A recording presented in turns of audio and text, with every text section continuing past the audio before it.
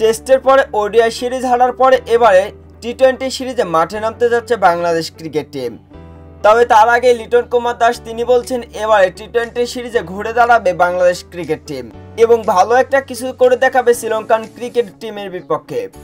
পাকিস্তান সফরে পাকিস্তান ক্রিকেট টিমের বিপক্ষে টি-20 সিরিজের আগেও লিটন কুমার দাস ঠিক একই কথা বলেছিল। লিটন কুমার দাস তিনি বলেছিলেন বিশ্বের যে কোনো দলকে যে কোনো সময় টি-20 ম্যাচ হারানোর ক্ষমতা বা শক্তি রাখে বাংলাদেশ ক্রিকেট টিম। এরপরে অবশ্য পাকিস্তানের সাথে টি-20 সিরিজে হতাশ হয় বাংলাদেশ ক্রিকেট টিম। লজ্জাজনকভাবে অবশ্য টি-20 সিরিজ হারে বাংলাদেশ। একের পর এক সিরিজ হারে অবশ্য লজ্জার রেকর্ড করেছে বাংলাদেশ ক্রিকেট টিম। এরপরে শ্রীলঙ্কার বিপক্ষে প্রথমে টেস্ট, এরপরে ওডিআই সিরিজও হেরেছে বাংলাদেশ ক্রিকেট টিম। এবার টি-20 সিরিজে আজ মুখোমুখি হতে যাচ্ছে প্রথম ম্যাচে বাংলাদেশ ক্রিকেট টিম। সাম্প্রতিক সময়ে প্রেস কনফারেন্সে বড় বড় কথা বলছেন লিটন কুমার দাস। বাংলাদেশ ম্যাচ জিতবে, বাংলাদেশ সিরিজ জিতবে এমনটাই বলছেন লিটন দাস।